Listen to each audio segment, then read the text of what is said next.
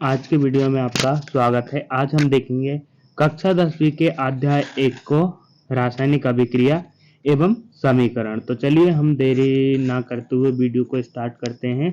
लेकिन वीडियो देखने से पहले आप चैनल को सब्सक्राइब, वीडियो को लाइक जरूर करें और हो सके तो ज़्यादा से ज़्यादा शेयर करें और वीडियो में एक प्यारा सा कमेंट जरूर कीजिएगा। अध्याय 1 रासायनिक समीकरण। रासायनिक अभिक्रिया एवं समीकरण। रासायनिक अभिक्रिया किसे कहते हैं? ऐसे परिवर्तन जिसमें गुणों नए गुणों वाले पदार्थों का निर्माण होता है उसे हम क्या बोलते हैं? रासायनिक समीकरण। अब रासायनिक अभिक्रिया बोलते हैं। अब अभिकारक किसे कहते हैं? तो अभिकारक कारक ऐसे पदार्थ जो किसी रासायनिक अभिक्रिया में हिस्सा लेते हैं उन्हें अभिकारक कहते हैं। यानी कि रासायनिक क्रिया में कोई भी दो पदार्थ अभी हिस्सा लेते हैं तो उसे हम अभिकारक बोलते हैं। और उत्पाद जो बोलते हैं, जब रासायनिक अभिक्रिया हो जाती है, अभिकारक के साथ रासायनिक अभिक्रिया हो जाती है और जो पदार्थ हमें प्राप्त होता है उसे हम क्या बोलते हैं? उत्पाद बोलते हैं। ऐसे पदार्थ जिसका निर्माण रासायनिक अभिक्रिया में होता है उसे हम उत्पाद बोलते हैं। उदाहरण के तौर पर भोजन का पाचन, श्वसन, लोहे पर जंग लगना, मैग्नीशियम के फीते का जलना, दही का बनना। और रासायनिक अभिक्रिया की बात करते हैं तो अवस्था में परिवर्तन, रंग में परिवर्तन, तापमान में परिवर्तन, गैस का परिवर्तन। रासायनिक परिवर्तन को प्रदर्शित करना। रासायनिक जो अभिक्रिया होती है उसे हम किसी न किसी समीकरण द्वारा प्रस्तुत करते हैं। तो वह समीकरण जैसे हम हिंदी में लिखते हैं, हिंदी में केमिकल के नाम लिखते हैं। जिंक जिंक की क्रिया सल्फ्यूरिक अम्ल के साथ कराते हैं। क्या? जिंक सल्फेट की क्रिया हम जिंक के साथ कराते हैं तो हमें क्या? जिंक प्लस सल्फ्यूरिक अम्ल की क्रिया हमने कराई तो जिंक सल्फेट प्राप्त हुआ और हाइड्रोजन गैस मुक्त हुई। इसमें क्या? LHS बराबर RHS। तो ठीक ही इसी तरह यह जो हमें इंग्लिश में ये साइड में ये समीकरण दिखाई दे रहा है उसे हम बोलते हैं रासायनिक समीकरण। इस अभिक्रिया में जो समीकरण दिख रहा है जैसे Zn प्लस H2SO4, यह दोनों क्या होगा? ये होगा अभिकारक। और इसके बाद जो हमें यानी पदार्थ प्राप्त हुआ अभिक्रिया के बाद तो यह क्या होगा? ZnSO4 plus H2 hydrogen gas मुक्त हुई है। इसको हम इस तरह से करते हैं और यह इसका रासायनिक समीकरण है। अब हम नेक्स्ट देख लेते हैं रासायनिक समीकरण। रासायनिक अभिक्रिया रासायनिक समीकरण द्वारा निरूपित की जाती है। रासायनिक समीकरण में तत्वों के प्रतीक या अभिकारक और उत्पाद के रासायनिक सूत्रों उनकी भौतिक अवस्था के साथ लिखे जाते हैं। रासायनिक अभिक्रिया में आवश्यक परिस्थितियां जैसे ताप, दाब, उत्प्रेरक आदि को तीर के निशान के ऊपर दर्शाया जाता है। रासायनिक अभिक्रिया को संतुलित करना, यानी रासायनिक अभिक्रिया जो रहती है उसे संतुलित करना। जितना यानी कि हमारे तत्व लेफ्ट हैंड साइड थे उतने ही तत्व राइट हैंड साइड होना चाहिए। द्रव्यमान संरक्षण का नियम। किसी भी रासायनिक अभिक्रिया में द्रव्यमान को ना तो उत्पन्न किया जा सकता है ना ही नष्ट किया जा सकता है। रासायनिक अभिक्रिया में पहले एवं उसके पश्चात जो द्रव्यमान पश्चात प्रत्येक तत्व का परमाणु की संख्या समान होती है। अब इसको चरणबद्ध संतुलित करने के नियम। हम यहाँ पर Fe प्लस H2O की क्रिया कराते हैं तो Fe2SO3 प्लस हाइड्रोजन गैस मुक्त होती है। इसमें से यह समीकरण संतुलित नहीं है। यह समीकरण क्यों संतुलित नहीं है? क्योंकि यहाँ पर जो आयरन है, आयरन का एक तत्व उपस्थित है और यहाँ पर आयरन के दो तत्व उपस्थित हैं। तो हमें भी यहाँ पर क्या? दो तत्व उपस्थित करना पड़ेगा। तो हम यहाँ पर 2 कर देंगे। अब यहाँ पर H2O लगा था तो एक H2 मुक्त हो रहा है और यहाँ पर हम यहाँ पर भी 2 कर देंगे। क्या? हाइड्रोजन के आगे 2 लगा देंगे जिससे क्या होगा? यहाँ पर हमें 2 करना पड़ेगा। अब यहाँ पर ये 1 है, 2 मिनट हम देख लेते हैं नीचे। समीकरण संतुलित करने का तरीका भी बतलाया है।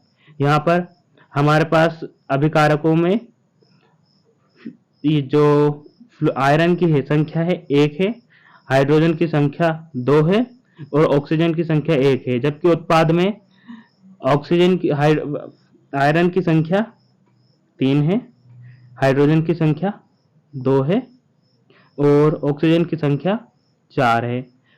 तो सबसे अधिक परमाणु वाले तत्वों को अभिकारक या उत्पाद की साइड अनुचित करते हैं, अनुचित गुणांक लगाकर उसे संतुलित करते हैं। जैसे यहाँ पर दिया है Fe4H2SO4, इसको हम सबसे पहले करते हैं तो हम H2O के अभिकारक में H2O के सामने 4 से गुणा कर देते हैं और फिर इसके बाद हम Fe के सामने भी 4 से गुणा कर देते हैं, जिसमें हाइड्रोजन के 3 जो आयरन के 3 अणु हो जाते हैं और ऑक्सीजन के हाइड्रोजन के 8 अणु हो जाते हैं, क्योंकि यह 2 से क्रिया करेगा तो 8 अणु बनाएगा और ऑक्सीजन के केवल 4 अणु हो जाते हैं। जबकि इसी के विपरीत यहाँ पर हम Fe3SO4, तो Fe जो हमारे पास है वह 3 है, ऑक्सीजन हमारे पास 4 है और हाइड्रोजन है वह 8 है। इस तरह हम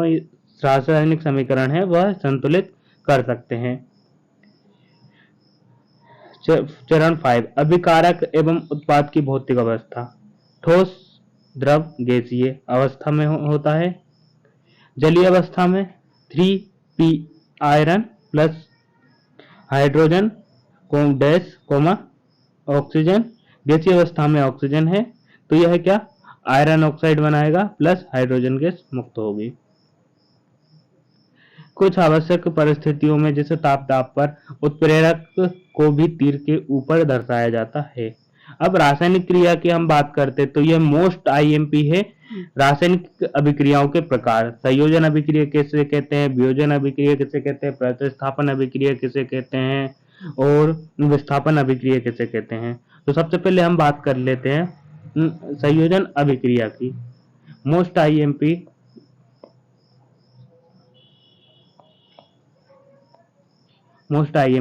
क्वेश्चन, संयोजन अभिक्रियाओं के प्रकार। इस अभिक्रिया में 2 या 2 से अधिक अभिकारक मिलकर एक उत्पाद बनाते हैं। इस अभिक्रिया में 2 या 2 से अधिक उत्पाद मिलकर एकल उत्पाद बनाते हैं। जैसे हम A और B को A हमारे पास एक अभिकारक है और B अभिकारक है, इन दोनों को मिलाएंगे तो एक C जो रहेगा हमारे पास उत्पाद प्राप्त रहेगा, उसे हम क्या बोलेंगे, संयोजन अभिक्रिया। जैसा कि यहाँ पर दिख रहा है कोयले का दहन। कार्बन को जब हम जलाते हैं तो यहाँ पर क्या ऑक्सीजन की उपस्थिति में जलता है कोई भी, तो यहाँ पर हमें क्या प्राप्त होगी, कार्बन डाइऑक्साइड। यहाँ पर हमें क्या प्राप्त हो रही है, कार्बन डाइऑक्साइड, जिसमें कार्बन और ऑक्सीजन का क्या हो रहा है, संयोग हो रहा है। अब हम देखते हैं जल के निर्माण की हम बात करते हैं। तो जब यहाँ पर दिया है 2H2O, 2H2 प्लस O2, अब यहाँ पर दोनों का संयोजन हो रहा है तो क्या बनेगा, 2H2O, यहाँ पर 2H2O बन रहा है। अब हम देख लेते हैं नेक्स्ट,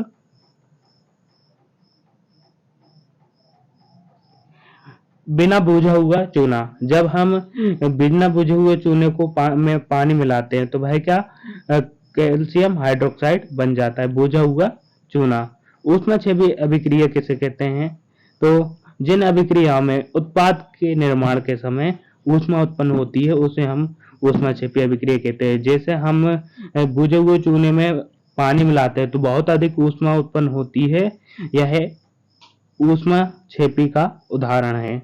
जैसे प्राकृतिक गैस का दहन, यह भी ऊष्माक्षेपी का उदाहरण है। श्वसन एक ऊष्माक्षेपी अभिक्रिया है। अब वियोजन अभिक्रिया क्या है, जब 2 या 2 से अधिक, जब एकल अभिकारक 2 या 2 से अधिक उत्पाद में टूटता है उसे हम क्या बोलते हैं, वियोजन अभिक्रिया। उसमें ऊष्मीय वियोजन द्वारा किया जाता है। जैसे उदाहरण के लिए 2FeSO4 को हम फेरस सल्फेट को ऊष्मा देते हैं, फेरस सल्फेट को ऊष्मा देते हैं तो यहाँ पर ferric oxide plus sulphate plus sulphide बनता है। यहाँ पर क्या ऊष्मा दे रहे हैं, गर्म कर रहे हैं किसी विलयन के साथ, तो यह पदार्थ हमारे हमको प्राप्त हो रहा है। कैल्शियम कार्बोनेट चूना पत्थर को हम ऊष्मा देते हैं तो हमारे पास calcium oxide plus carbon dioxide बचता है। और विद्युत वियोजन, किसी विद्युत धारा किसी विद्युत धारा प्रवाहित करने पर इसका वियोजन हो जाता है, या एक प्रकार का हीट देने पर इसका वियोजन हो जाता है। यह हमारे पास दिख रहा है, यह प्रकाशीय सूर्य प्रकाश की उपस्थिति में होने वाला वियोजन है, जिसमें 6 वोल्ट की बैटरी लगी हुई है, एक कैथोड है और एक एनोड है, स्विच है, रबर कॉपर है, और यह पानी के अंदर अभिक्रिया हो रही है, जिससे हाइड्रोजन, इसमें हम केमिकल है, वाटर को हम हीट करते हैं तो हाइड्रोजन गैस मुक्त हो जाती है और ऑक्सीजन गैस भी मुक्त हो जाती है। जब सिल्वर क्लोराइड की सूर्य के प्रकाश की उपस्थिति में क्रिया कराते हैं ऊष्मा देकर, तो क्या सिल्वर अलग हो जाता है, क्लोराइड अलग हो जाता है। जो सिल्वर रहता है वह ठोस अवस्था में रहता है सॉलिड, और क्लोराइड रहता है वह गैसीय अवस्था में रहता है। जब सिल्वर ब्रोमाइड की क्रिया कराई जाती है सूर्य के प्रकाश की उपस्थिति में, तो यहाँ पर हमें क्या प्राप्त होता है, सॉलिड अवस्था में सिल्वर प्राप्त होता है प्लस गैसीय अवस्था में ब्रोमीन प्राप्त होता है। सिल्वर क्लोराइड की सूर्य की उपस्थिति में धूसर रंग में बदल जाता है। इस अभिक्रिया का उपयोग श्वेत प्रकाश श्याम प्रकाश फोटोग्राफी में किया जाता है। ऊष्माक्षेपी अभिक्रिया किसे कहते हैं? जिन अभिक्रिया में अभिकारक को तोड़ने पर ऊष्मा या प्रकाश विद्युत की आवश्यकता पड़ती है, ऊष्मा की आवश्यकता पड़ती है, उसे हम ऊष्माक्षेपी अभिक्रिया कहते हैं। ऊष्माक्षेपी नहीं, ऊष्माशोषी अभिक्रिया कहते हैं। विस्थापन अभिक्रिया, इन अभिक्रिया में सबसे अधिक क्रियाशील तत्व कम क्रियाशील तत्व को उसके यौगिक से विस्थापित कर देता है। जैसे यहाँ पर Fe प्लस CuSO4 दिया हुआ है, जहाँ पर अभिक्रिया होने के बाद यह क्या कॉपर को विस्थापित कर देता है और Fe स्वयं कॉपर की जगह ले लेता है, तो यहाँ पर क्या बन जाता है, आयरन सल्फेट प्लस कॉपर अलग हो जाता है।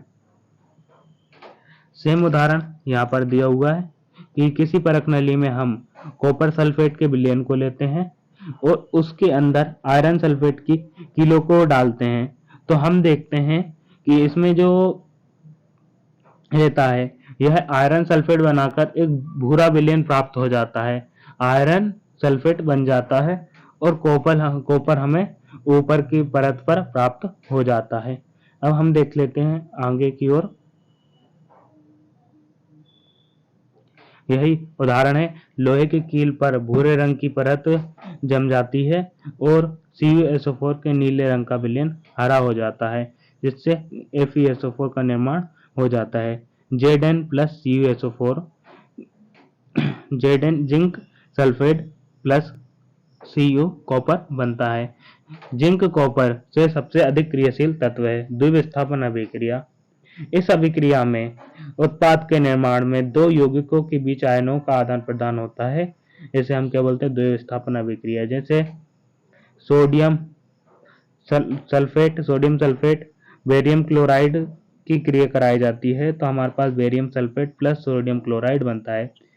बेरियम सल्फेट के सफेद विलय अपक्षेप का निर्माण होता है, इसलिए इस अभिक्रिया को अपक्षेपण अभिक्रिया भी कहते हैं। द्विविस्थापनों को अपक्षेपण अभिक्रिया भी कहते हैं। अपचयन और उपचयन अभिक्रिया किसे कहते हैं? उपचयन अभिक्रिया, जब किसी पदार्थ में ऑक्सीजन की वृद्धि होती है और जब किसी पदार्थ में हाइड्रोजन का ह्रास होता है, किसी पदार्थ में ऑक्सीजन की वृद्धि तथा हाइड्रोजन का ह्रास दोनों होता है, तो इसे हम उपचयन अभिक्रिया कहते हैं। जैसे जो carbon plus hydrogen, carbon plus oxygen, carbon dioxide बन रहा है, Cu plus O2, copper oxide बन रहा है। अब यहाँ पर कॉपर ऑक्साइड को हीट देकर क्या हाइड्रोजन से क्रिया कराते हैं, तो यह क्या विस्थापित हो जाता है, हाइड्रोजन विस्थापित हो जाता है और यह जल बना लेता है। यह किस प्रकार की अभिक्रिया है? उपचयन अभिक्रिया है। अपचयन अभिक्रिया, जब किसी पदार्थ में ऑक्सीजन का ह्रास होता है तथा हाइड्रोजन की वृद्धि होती है तो उसे हम अपचयन अभिक्रिया कहते हैं। जैसे कॉपर ऑक्साइड की क्रिया हम हाइड्रोजन के साथ कराते हैं, तो हमें क्या ऊष्मा दी जाती है, तो कॉपर प्लस H2O बचता है, यही क्या है? अपचयन अभिक्रिया है। इस अभिक्रिया में कॉपर अपचयित हो जाता है और हाइड्रोजन उपचयित होकर जल बनाता है। इस अभिक्रिया में उपचयन अभिक्रिया और अपचयन अभिक्रिया दोनों हो रही हैं, जिसे हम क्या बोलते हैं? रेडॉक्स अभिक्रिया। दैनिक जीवन में रासायनिक जो उपचयन अभिक्रिया का मोस्ट आईएमपी संचरण किसे कहते हैं? अगर इस अध्याय में से आने वाले क्वेश्चन हैं तो विकृत गंधिता क्या है, संचरण क्या है, अभिक्रिया के प्रकार, रासायनिक समीकरण और रासायनिक अभिक्रिया किसे कहते हैं, इन जो अभी मैंने बोला है उनको बहुत अच्छी तरह से याद कर लेंगे आप, तो इस अध्याय से एक भी ऐसा क्वेश्चन छूटेगा नहीं जो आपको ना आता हो। संचरण, जब कोई धातु आर्द्रता या अम्ल के संपर्क में आती है जिससे धातु की ऊपरी परत कमजोर हो जाती है और संक्षारित होती है, उसे हम क्या बोलते हैं? संक्षारण बोलते हैं। जंग लगना संक्षारण का उदाहरण है। चांदी के ऊपर काली परत व तांबे के ऊपर हरी परत चढ़ना संचरण का उदाहरण है। अब संचरण को किस तरह रोका जा सकता है? तो यसद लेपन द्वारा रोका जा सकता है, विद्युत लेपन पेंट करके संचरण धातुओं को बचाया जा सकता है। विकृत गंधिता, वसायुक्त और तेलीय खाद्य सामग्री वायु के संपर्क में आने पर उपचयित हो जाती है, जिससे उनके स्वाद और गंध में परिवर्तन हो जाता है। इसे क्या हम बोलते हैं? विकृत गंधिता बोलते हैं। जैसे किसी चीज का सड़ना ही विकृत गंधिता कहलाता है। इसमें इसे रोकने का उपाय, प्रतिकारक का उपयोग करके, वायुरोधी बर्तन में खाद्य सामग्री रखकर और वायु के स्थानों पर नाइट्रोजन गैस द्वारा शीतलन करके। आज की वीडियो में इतना ही। ये हमने अध्याय 1 के बारे में कंप्लीट डिस्कशन कर लिया था, जितने भी मोस्ट आईएमपी प्रश्न हैं इसके बारे में देख लिया था। अब हम नेक्स्ट पार्ट लेकर आएंगे सेकंड वीडियो पर, अम्ल और क्षार। तो उस वीडियो को आप जरूर देखें। इसके डिस्क्रिप्शन बॉक्स में उस वीडियो की लिंक मिल जाएगी कुछ समय बाद, आज या कल में। तो आप जो हैं प्रश्न उनको बहुत ही अच्छे तरीके से याद करें, रीड करें, और इसके बाद जो भी हम ला रहे हैं वो मोस्ट आईएमपी प्रश्न हैं, डायरेक्ट उन्हीं पर वीडियो बन रही है, तो आप उन्हें याद जरूर करें, जिससे आपका पेपर अच्छा जाएगा। वीडियो देखने के लिए धन्यवाद। भारत माता की जय।